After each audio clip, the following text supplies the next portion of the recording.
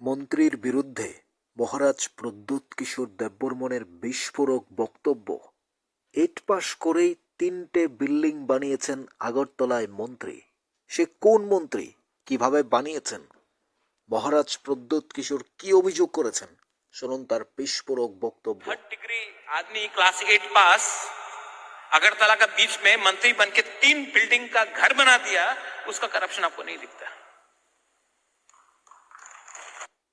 लेकिन कोई कल का 3rd डिग्री आदमी क्लास 8 पास अगरतला का बीच में मंत्री बन के 3 बिल्डिंग का घर बना दिया, उसका करप्शन आपको नहीं दिखता।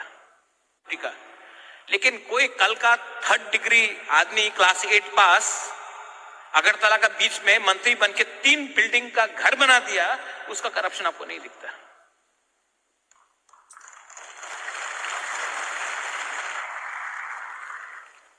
मैं तो चाहता हूं कि हम लोग का सब बच्चा लोग, आप लोग को सवाल पूछता है ना, सवाल पूछे ना। आप लोग इंग्लिश मीडियम का अगेंस्ट है, बहुत ना ना इंग्लिश मीडियम होवे ना, तो अपना बच्चा लोगों को, ये मंत्री एमएलए लोग इंग्लिश मीडियम स्कूल में क्यों डालता है? उनका बच्चा इंग्लिश पढ़ेगा, हमारा तिपरासा बांग्ला पढ़ेगा। ये सवाल आप क्यों नहीं पूछता माइक घुसेड़ घुसेड़ के उनके सामने?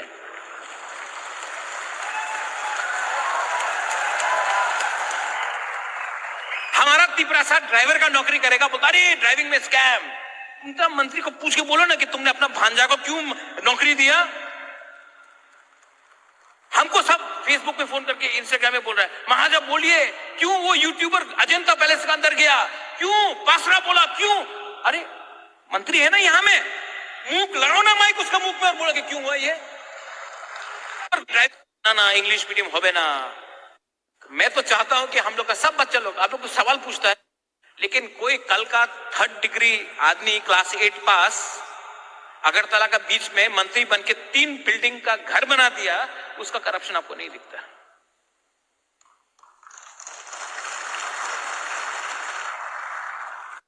শুনলেন মহারাজ প্রদ্যোতের বিস্ফোরক অভিযোগ। 8 পাস করে আগরতলায় 3টে বিল্ডিং বানিয়েছেন, তার বিরুদ্ধে কেন স্ক্যাম, অর্থাৎ তার বিরুদ্ধে কেন অভিযোগ করা হচ্ছে না, তার বিরুদ্ধে কেন কথা বলছে না? মহারাজ প্রদ্যোতের এই বিস্ফোরক অভিযোগ আপনারা শুনলেন, কিন্তু সেই মন্ত্রী কে? মহারাজ প্রদ্যোত নাম বলেননি কেন? এটা আমাদের প্রশ্ন। ত্রিপুরা 8 পাস করা কোন মন্ত্রী রয়েছেন? তিনি কোন দলের মন্ত্রী? বিজেপির, তিপ্রামথার, কংগ্রেসের নাকি সিপিএমের? কোন দলের মন্ত্রী ছিলেন সেটাও তিনি বলেননি। 8 পাস পড়া মন্ত্রী কে? কে 3টে বিল্ডিং বানিয়েছেন? মহারাজ প্রদ্যোত কি করে জানলেন? তিনি বলছেন না কেন? নাম বলেননি কেন?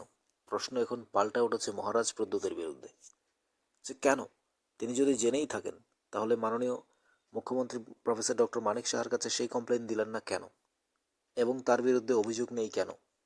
সে কোন মন্ত্রী? 8 পাস করা মন্ত্রীটা কে?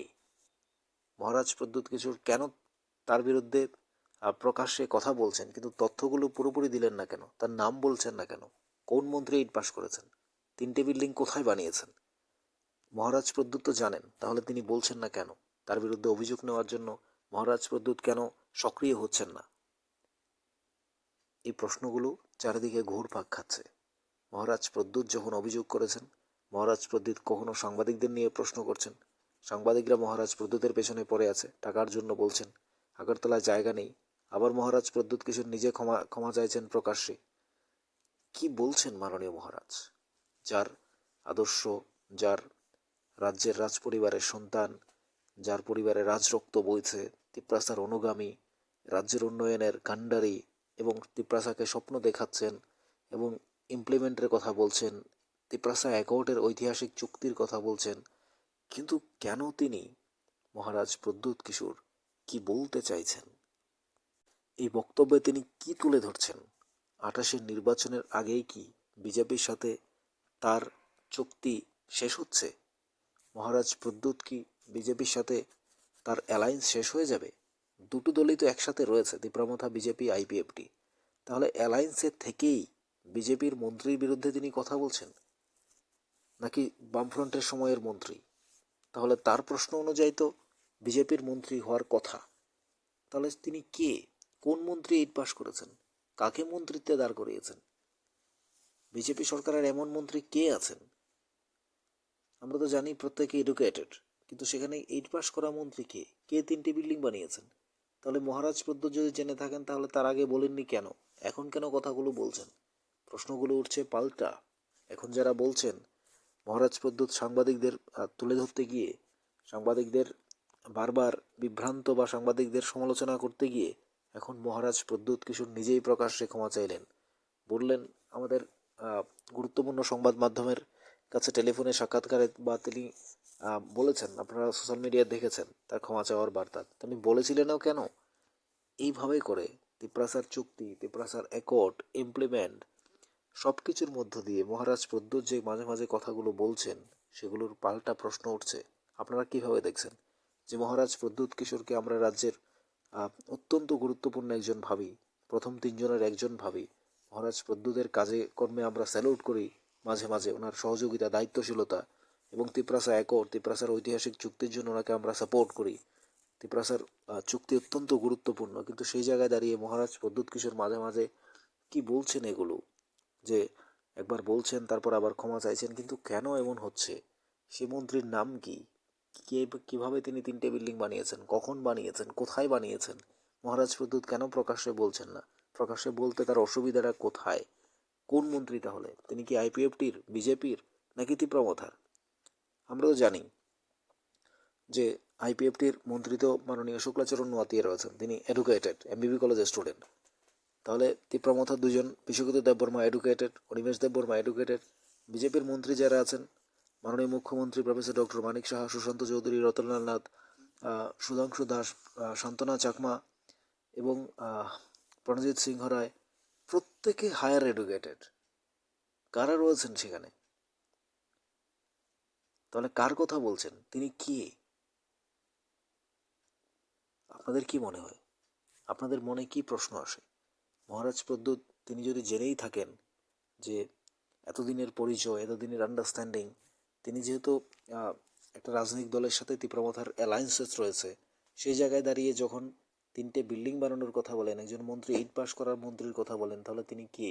মহারাজ প্রদ্যোৎ কেন প্রকাশের নাম বলছেন না? তার অসুবিধাটা কোথায়? কাকে ইঙ্গিত করতে চাইছেন? কোন মন্ত্রীকে? সেটা এখন প্রকাশ্যে প্রশ্ন উঠেছে। মহারাজ প্রদ্যোৎ কি সত্যি কথা বলছেন নাকি মিথ্যে বলছেন? তা কি হতে পারে? আবার মহারাজ প্রদ্যোৎ জাতীয় সংবাদ মাধ্যম ওনার কাছে আবার ক্ষমা চাইলেন, সেটাও আমরা সোশ্যাল মিডিয়ায় দেখছি। তাহলে কি হচ্ছে এসব? কাকে নিয়ে কথা বলছি আমরা? আপনাদের কি মনে হয়? তিপ্রাসারা কি ভাবছেন? আগামী দিনে কি তিপ্রাসার অ্যাকর্ড, তিপ্রাসার চুক্তি সাকসেসফুল হবে? অ্যালায়েন্স হবে? অ্যালায়েন্সের স্বপ্ন আপনারা দেখেন? আগামী দিনে এই সংবাদ মাধ্যম ছাড়াই কি চলে যাওয়া যাবে? সংবাদ মাধ্যম, জাতীয় সংবাদ মাধ্যম, অত্যন্ত গুরুত্বপূর্ণ সংবাদ মাধ্যমগুলো, সেগুলোকে এড়িয়েই কি মহারাজ প্রদ্যোৎ কিশোর চলতে পারবেন? সংবাদ মাধ্যমের বিরুদ্ধে যেভাবে বলছেন এবং মন্ত্রীর বিরুদ্ধে বলছেন, সবার বিরুদ্ধে, মন্ত্রীর বিরুদ্ধে বলতেই পারেন কারণ তারা একসাথে রয়েছেন। আপনাদের কি মনে হয়? জানাবেন কমেন্টস বক্সে আপনার মতামত। আমরা কোনো মন্ত্রীর বিরুদ্ধে নই, আমরা মহারাজের বিরুদ্ধেও নই। আমাদের কাছে যা এসেছে আমরা তা তুলে ধরছি।